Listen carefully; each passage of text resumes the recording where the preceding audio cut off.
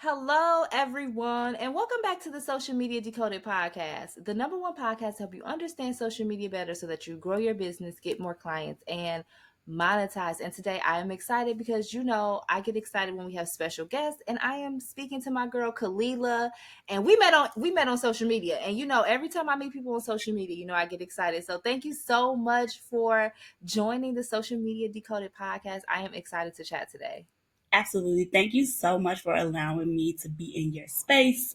I know your audience loves you, your social media followers love you, your clients love you. So I'm excited to be here. Oh, thank you, girl. Yes, I love social media, and this is why I geek out about it. And we get experts just like you on the show, so we can geek out about social media, but also give you all the best tips so you walk away Yes. with the good. So today, what are we chatting about? Today, we are chatting about maybe you want to be a social media manager. Maybe you want to work in marketing, and you're like, "How do I do this?" Because me and Khallilah both have experience on both sides of the fence, right?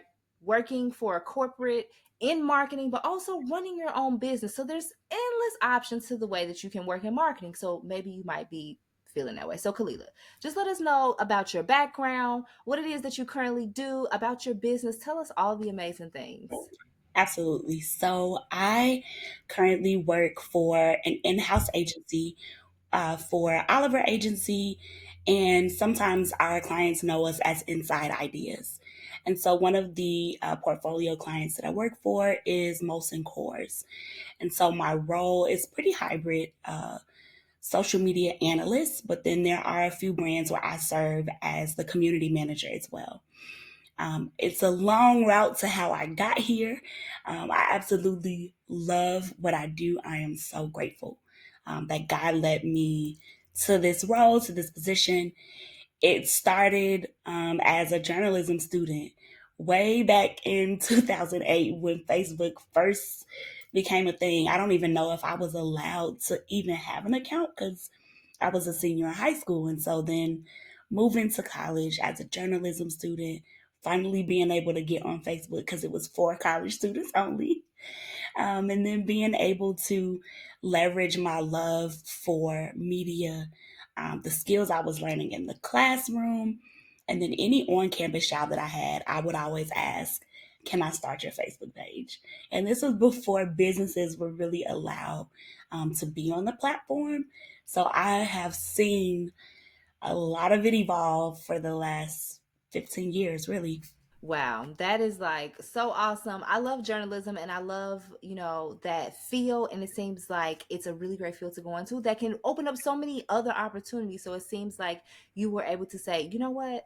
I have all these other opportunities at my fingertips and I can do, what it is that I love. So I absolutely love marketing. So I know we can like geek out about marketing and all the things. But I know that you're also a mom. I'm a mom too. And I'm sure there's lots of moms listening. How do you juggle all the things, and what do you tell to that mom out there who's like, maybe I want to change careers, maybe I want to work in marketing, but how do I also do this while also raising a family? Because we know that marketing is a very demanding field, and it does require sometimes a lot of your time. Yes. So I would say being open to schedule changes, being flexible because there are times when the laptop is open at the dinner table. There are times when my oldest daughter, who's now 6, was 1 when I first started like freelancing, and she was at the boardroom table with me for clients. Initially, I would be embarrassed until I had to realize there's a CEO somewhere who is a mom who may have never had this opportunity, who's embarrassed to bring her children along. Or there's a mom who has no other choice. I'm grateful to have a husband who is like, go follow after your dreams, do what you love. I'm here to support you. But maybe there is a mother out there that doesn't have that village or doesn't have that teamwork, somebody to work alongside to say, hey, I'll bathe the kids while you press submit on that final campaign or whatever it is. I'm calling on my mom. I'm calling on my village, my friends, whoever is around to assist me with making the dream come true. So, I mean, I've even had my girls in my lap and I'm like checking copy to make sure there are no grammatical errors. And, you know, we always think about like balance. And I don't really know if there is a way or a blueprint to say 50-50 mom, 50% worker. You just have to be all the things and continue just to ask for grace. I literally ask for grace. I ask for mercy. Before I open my eyes, when I open my eyes, before I hit the ground, I'm grateful and I'm thanking God, like, hey, there's a reason why God created me with this creativity, with this love for storytelling. I don't want to have to put it aside, but I also know I have the responsibility, in raising children and raising a family. So either they gonna come along with me or we gonna make it work either way. But yes, I have had kids and client meetings. I have been on mute while somebody's screaming in the background, and then I put it off mute when it's time for me to answer, time for me to chime in. So I would say, for anyone interested, especially if you're a mother, don't shy away from the creativity. Know that you were created to be who you are. Don't shy away from it. But you might have to get the family involved. You might have to call on girlfriend, bestie, uh, teacher, coworker, anybody. Like, hey, I need some assistance. Can you watch them for an hour so I can schedule this content, or I can work on this campaign? Get everybody involved. Absolutely. We have to ask for this help. We have to ask for help. We Yeah, have to. As women, we have to ask for help. And I know sometimes we don't want to, but we have to. yeah, So thank you for those tips. And yes, I agree. There's really no balance. You just got to kind of make it all work. I feel like when I was in corporate working many hours, you just have to really sacrifice some things. And if you yes, want to get, like, I mean, if you're working in corporate, like, it's things that you may miss a birthday party. I missed my daughter's birthday party one time, yeah. I but it's understand. like, this is what we're doing right now, and this is what I'm passionate about, and maybe sometimes it may require me to miss certain things, but you can, when you're doing what you love, it doesn't feel like work, right? Absolutely, And it you does. can recreate, you can always create the experiences with your family as well, but sometimes, especially working like high level marketing jobs too, sometimes it is required of your time. But again, finding that balance and being able to say, well, maybe I can't go out with my friends this weekend because I'm at home spending time with the family, because I'm at this family time this weekend. So Absolutely. starting to think about that. So thank you for sharing that. So I want to talk about like strategy. So I know that like social media is such a wide array of different types of things and strategies we can do. A lot of people focus on Instagram, as we all know. So in your day to day, like, how are you helping to tell stories and like convincing clients, like maybe Instagram may not be that place, and we can look at other places, and maybe Facebook or your email list. What does that look like when you're talking to your clients today? So when I'm talking to clients, I am looking at data, and it's so interesting because I don't consider myself a math person.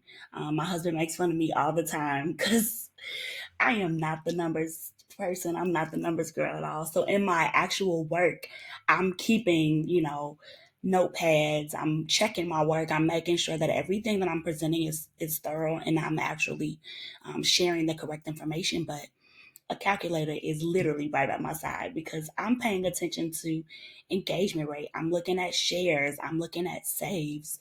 The client might have their eyes lit up at the amount of comments and likes, but that's not important to me as an analyst. I'm saying, hey, only 5 people saved this, but 10,000 people liked it. So is it really just entertainment and it wasn't educational? Does this align with the pillar that we've set in place for the strategy? Does this align with what you were hoping to get out of? Like, what was the goal for this piece of content? Did we really crush that goal if only 5 people saved it? Now, I'm never asking for everything to go viral, but if something's off on saves and shares, but it's extremely high in likes and comments, then I'm like, okay, what's really going on? So I'm combing through, is it the aesthetics? Is it the call to action? Was the copy able to capture the audience? Were they able to really understand what we needed out of them? Are we educating? Were we entertaining? Okay, did we do this trend just because we needed to hurry up and hop on it because we hoped to get more followers? There's so many questions, there's so many things behind it. And so, as an analyst, I'm looking at the numbers. And if the numbers look positive or if the sentiment is negative, that's helping me to create insights and actions to share with the client. Hey, this didn't really resonate with the audience. We probably should get away from this for Q3 or Q4. Typically, in my role, I'm doing 3 months ahead of time. And even sometimes some of the brands are working on 2024 planning already. So, you really have to think, what are the numbers saying? And I'm totally a right brain creative girl through and through. So working in social media has made me back it up. I have to know what I'm talking about by numbers. And so that's making me really do my job for real, for real. No, those are some good tips. The numbers don't lie. You know me, I'm an analytical girl and I look at the analytics. Like, we can't just be out here posting for the sake of posting, people. Yeah. You want to post with a purpose. And we have some data behind this saying that, hey, we Mm. posted this and this is what worked. Yeah. And this is what we're going to continue to do to get the results that you're seeking. And I like how you said goals and pillars. Those Yeah. are great words because we have to have those. We have to have goals. We have to have, what pillars is your brand or business focusing on? But those goals, like, without that, Yeah. there's no really point of the content, right? Because you're not going to really understand, like, how it reached people, or maybe it was to get them to sign up for something or to join the SMS text. I mean, there has to be some kind of goal Yeah. to that piece of content. So I love that because I'm all about campaign planning. I don't know Yeah. if any of you are listening, you know about campaign planning, but that's the way to go because you have a central focus. And even if you're a coach and consultant, you can totally do this and you Hmm. should, like, whatever it is that you're promoting, you should reverse engineer the marketing because that's the tactics. Your goal is to get people to sign up or to buy, but you have to have tactics to get them there. So Yeah. we could do a whole strategy session on this because strategy is my thing, but the numbers don't lie. So look at the numbers. Look at the numbers. Yeah, for sure. Definitely. Numbers don't lie. And it makes me rely on my team as a whole. Whereas if you're doing freelance, it may just be you, one or two other people. When you're agency side, you're working with a team of, 30 to 40 people just for one post. You've got your team of copywriters. You've got your team, your production team. You've got your quality control. You've got your community managers. You're less likely to get burned out because you have 40 people working just on one little post or one big post. And so Yeah. it really allows me to rely heavily on teamwork and to make sure that I am paying attention to what I'm doing.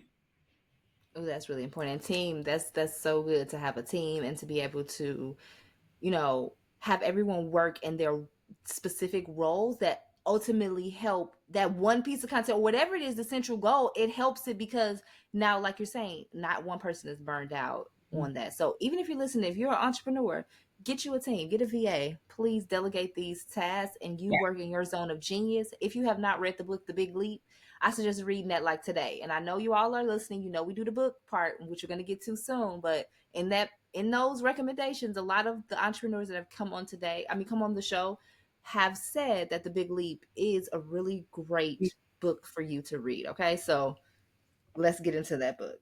So next, I want to talk about storytelling because that is essentially what drives everything in marketing. Is storytelling. You have to have a story behind your brand or business. Yeah. So give us a few tips on how to properly tell our story or the story of our brand, the business, whatever it is that we're trying to get across to people, to get them to sign up, to get them to do whatever. How important is that story? And what are some ways that we can go about telling it without feeling so, like, salesy, not trying to Mhm. sell people stuff? Yeah. That's a really good question. And I think about a marketing professor that I had in college who was educating our class that typically in homes, women have the buying power. So, yes, if you are in a marriage or if you're in a relationship where there's one man and one woman, okay, the man may say, I am leading. However, let's be crystal clear, the woman has the buying power. She is planning, she is the home manager, she is the operator of saying, this is what we're buying, this is where we're going, this is what I'm planning for this month, next year. And so when I think about that, even all those years ago, I think about where my brand loyalty lies. I love to use the example of Mia Ray and her brand Glamaholic Lifestyle, because we don't buy products, we buy people. I have no issue running to grab my card when I see, Mia's whole entire cycle from the warehouse to the finished product, because I remember when she wasn't afraid to show us that she was selling tote bags while living in her mother's attic. She was not afraid to tell us 10 years ago that she was a teen mom. Now, multi-millionaire brand through and through, several times over. I have no issue with purchasing because I see so many details. I see the behind the scenes. I see Instagram stories. I see blog posts. I'm seeing so many different things and interactions in the public. And, people can say whatever they want about her as a person. I don't personally know her. But when I think about brand loyalty, I think I have over half of her SKUs. And it's because we don't buy products, we buy people.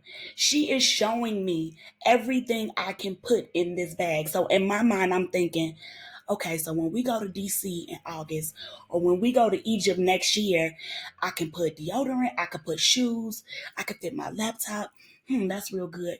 And even though I probably don't need to buy another bag, I'm always thinking in my mind, you know what? I saw that reel where she showed us behind the scenes of hopping out the car, going into the boardroom, opening the laptop, pulling it out the bag. It's not necessarily just the product, it's the person, it's the behind the scenes, the story behind where did we even get to? How did we get to this briefcase? How did we get to this tote bag? How did we get to this wallet? Well, she's probably thinking, I'm a mom. I know years ago she used to love couponing. So if you think about her wallets, they were created for the mother, on the go, multiple kids, couponing, tickets for your airline, so I'm thinking all of these things, and my brand loyalty is right there. Oh no, that was a good representation because my clients who are listening, I be telling y'all, I be saying this, right? Yeah. I personally feel in today that personal brands matter. Yes. Mia Ray has a personal brand and she has allowed people to see not Yes. only the benefits but the struggles and where she has come from, and that inspires other people. But not only that, you also told me that she shows how to use the product, and so doing that helps people understand it better. And I'm thinking about hair care because I know a lot of hair care about hair care brands. Showing the actual use of the product also increases the turns of the product, right? So you want to show people how to use it, because then that way they need to go buy some more products and more products. And now they know how to use the products because you've told them, you've given them tutorials, you showed them Yes. like the different ways. So Yes. that's what You we talk want about, the storytelling. product, you want the product flying off the shelves. I've worked on, beauty brands, natural hair care products as well. As a social media manager, as a community manager, and I would always try to convince the client, okay, you sent me these cute videos, but what about the education? What's the difference between the leave-in and the deep conditioner? Why do I need this if I don't have 4C hair? Why do I need this if I do have 4C hair? How is this spray bottle gonna help me? Well, I'm a mom. I'm pressed for time. I have a routine. I got somewhere to be. The spray bottle is gonna help me hurry up and detangle my daughter's hair. It'll help me finger coil. Like it, all of the things show me what it can do, so that I keep buying it every time I run out. You want me to buy it, so make me buy it. Period. And so this was a master class that we just gave y'all. Hope you all were taking notes because gems were dropped. Mic drop. No, not the mic drop. The last session, though, the last session is about books. So I love books here on the Social Media Decoded podcast. And I would love if you could give us one or two books that have really helped you along your entrepreneur journey, or marketing journey in general that our listeners can check out to help them in their lives today? This is a really good question. And I hope I don't offend people who are not believers, but I am a part of the Christian faith and I read the Bible. And it was not until I became frustrated in business that I literally had to open to realize, okay, if I say I love this, what does my love for social media look like? Is it patient? Is it Am I showing kindness? Am I treating people with respect? Am I lying on my taxes? Am I making sure that the stories that I'm telling are true? Are they of good things? Are they, so, and not to sound cliche, but I can't apologize for being, who I am. And it literally the Bible has helped me in so many ways to literally think about, how do I want people to treat me? If I owe you copy, but I'm lying about the fact that I had a car accident or something just to hurry up and get you out of my inbox. How is that helping me?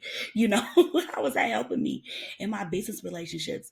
Is that helping me to be organized? Is it helping me to prioritize? Literally, once I put myself to the side and recognize that my faith was a big part of why I even started the business.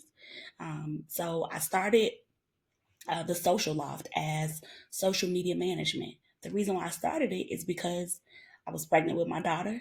I couldn't find a job. I'm going to all these interviews, so I look really good on resume and on paper, and then I get the in-person interview and you see I'm halfway through my pregnancy journey. Well, then you don't want to take the risk. You're thinking about paying me with maternity leave. You're thinking about if I'm going to ask for a break. And so instead of crying and begging and, God, please, nobody's going to give me a job, instantly, like, I already created you. You've been writing short stories since the second grade. When I created you, I put this love for books, this love for theater, your love for music. Why don't you take that, the skills you already have, create social media campaigns for people in arts, music, entertainment? And for me, that light bulb was like, duh. Like, how could you not have thought of this on my own? And that was literally how I got the jump, the leap to say, okay, I'm gonna try this, on my own, on a freelance way, before transitioning to 9 to 5. But in terms of books, again, sorry to be cliches, but for me, it's definitely the Bible. I have to depend on it for sure. No, absolutely. All books are a go, and we appreciate you for sharing that, definitely. But this has been such a great episode, and we have dropped so many gems. You have dropped so many gems. I appreciate you for giving us the storytelling tips about how to not be so salesy and how we can conquer this, but also be a mom and also live our passions and our careers and do those things that we love. So thank you so much for sharing that. Thank you, Michelle. You're welcome. Before we head out, if you could let everyone know, where can we find you online and where can they connect with you? Great question. So I have two ways to connect with me. The first, online through all social media platforms, is the social SOCIAL loft LOFT, the social loft. And then personal brand, you'll see a lot of content around Black maternal advocacy, marriage, motherhood, and the crazy behind the scenes of working for a social media agency. Khallilah Renee, KHALLILAH, and then Renee, RENEE. Thank you so much for sharing that. We'll make sure to put all the information down below in the show notes. And thank you all so much for tuning in today. If you love this episode, make sure to tag me on Instagram at Michelle L. Thames. Let me know what you felt about the episode, if you got any gems from today. And I will talk to you all in the next one. Peace. Thank you.